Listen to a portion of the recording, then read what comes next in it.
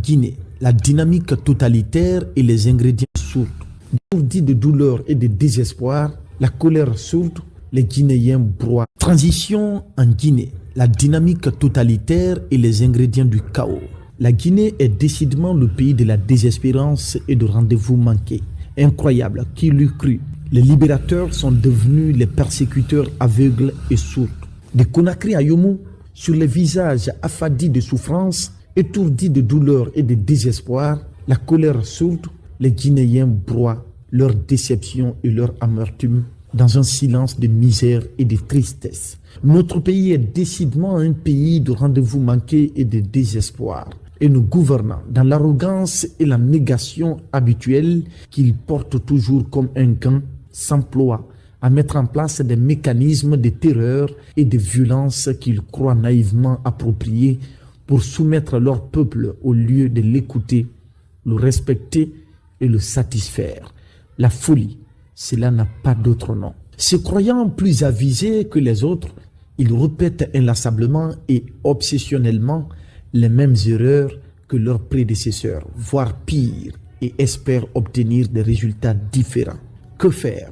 Quand on a des dirigeants imbus de leur ego, persuadés d'être des petits dieux, imperméables à la sagesse, à l'humilité et à l'empathie, détenant ainsi sans faille la vérité, la justice et la force absolue, malheur à leur peuple, surtout quand celui-ci n'est pas lui-même moralement mieux doté que les dirigeants qui les causent et entretiennent leur malheur et leur misérable vie. Prions que Dieu rende sages nos dirigeants s'il n'est pas déjà trop tard, car la justice du prince importe plus au peuple que la bonne récolte, disait un proverbe oriental.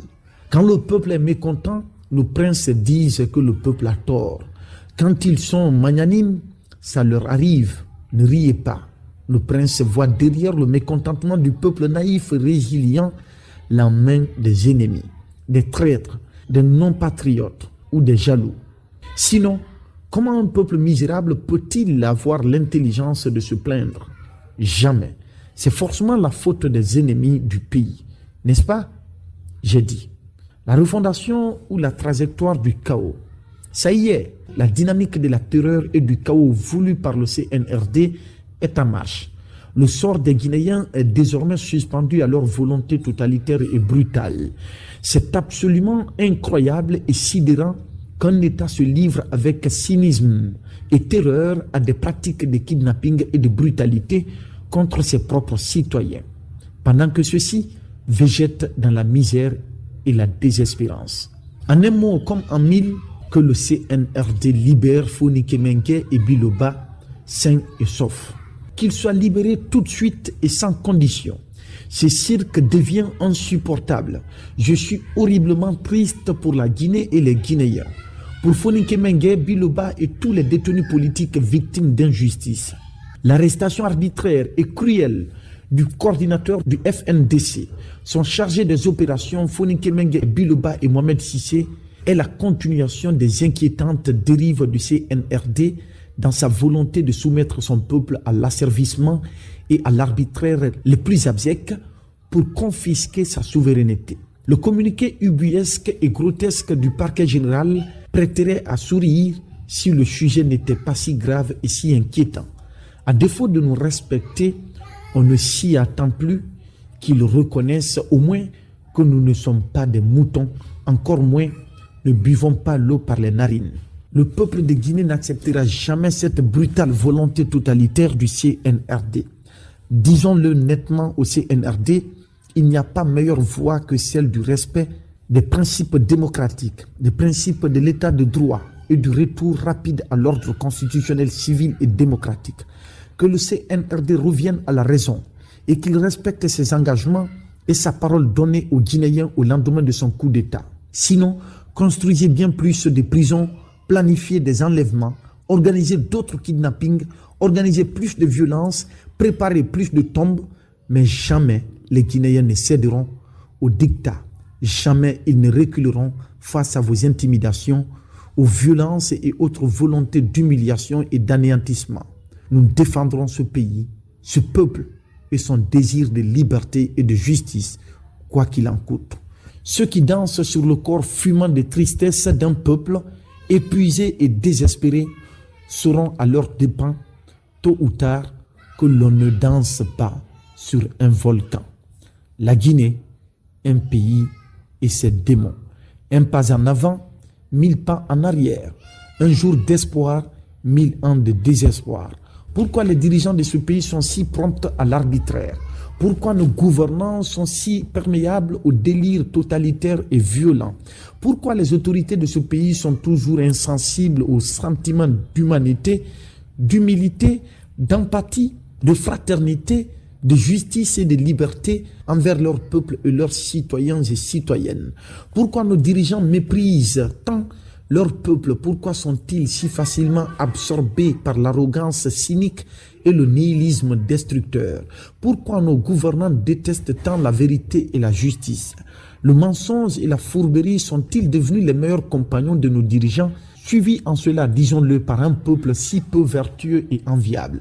Que ceux qui ont le devoir sacré de protéger les Guinéennes et Guinéens, sans exception, deviennent si violemment et si cruellement les bourreaux impitoyables de leurs citoyens est quelque chose qui dépasse l'entendement et rend profondément malheureux. Mais tout s'explique, disons-le net. Voici le triste et dégoûtant cocktail guinéen des dirigeants fossoyeurs, narcissiques et violents qui s'aiment plus que leur misérable peuple qui ne respecte jamais leurs paroles. Une élite égoïste, lâche et cupide qui ne cherche qu'à préserver ses intérêts et ses privilèges en trahissant sa vocation et son peuple. Une jeunesse oisive, manipulée et sans ambition qui s'offre toujours aux plus offrants. Un peuple épuisé, moralement corrompu et pourvoyeur de dictateurs qui a sa conscience dans le ventre et sa mémoire sous le talon. Des autorités dites morales et religieuses, opportunistes et immorales, qui courent derrière des avantages et craignent plus les puissants mortels que les prescriptions morales et religieuses qu'ils disent incarner. Des tares toutes matinées et saupoudrées de bestiales haines et calculs ethniques. Voici les ingrédients d'une société cancéreuse, d'un peuple au destin sacrifié et un pays sans perspective positive. Pauvre pays, pauvre peuple. Les partenaires bi- et multilatéraux face à leurs responsabilités morales et historiques. Je crois en la communauté internationale, en ses nobles vocations et valeurs. Je crois à la coopération internationale bi- et multilatérale. Notre pays, la Guinée, reste reconnaissant aux différents appuis à lui apporter par des pays amis et les institutions internationales hier et aujourd'hui. Mais il est temps pour la communauté internationale, pour les pays amis, de ne pas se résoudre à laisser la Guinée entre les mains d'un groupe d'individus assoiffés de pouvoir, de privilèges, avec leur cortège de malheurs, de brutalité et de violence arbitraire. Je lance ici un appel pressant à la communauté internationale, à tous nos partenaires bi- et multilatéraux, pour demander au CNRD de mettre fin à son inacceptable volonté arbitraire et violente contre son peuple et à libérer immédiatement et sans condition Foninké Mengué et Biloba, kidnappés honteusement dans la nuit du 10 juillet à Conakry, aujourd'hui portés disparus, et tous les prisonniers politiques qui croupissent illégalement en prison. Rappeler au CNRD ses devoirs, ses engagements et le strict respect de la volonté démocratique du peuple de Guinée à travers le retour rapide à l'ordre constitutionnel civil et démocratique. J'ai un profond respect et une profonde gratitude pour nos différents partenaires, mais leur responsabilité morale et politique reste engagée face aux volontés liberticides et antidémocratiques du CNRD qui se manifestent dans un silence et surtout un immobilisme préoccupant, dangereux et attristant. Demain, ils ne pourront pas dire qu'ils ne savaient pas. Certes, notre peuple paiera le prix le plus lourd dans sa chair, mais nos partenaires ne seront guère épargnés ni par la rupture de confiance avec le peuple de Guinée, ni par la vague d'immigration considérable vers leur pays. Cela a déjà commencé.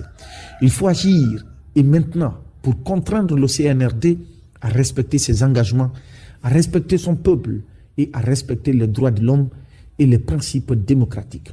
Le respect des engagements internationaux de la Guinée en matière de droits de l'homme, de démocratie et de l'état de droit n'est pas en transition et ne saurait l'être. Ces engagements s'imposent aux autorités actuelles de la Guinée. sans oublier nos lois nationales qui passent désormais après les caprices de nos violents princes.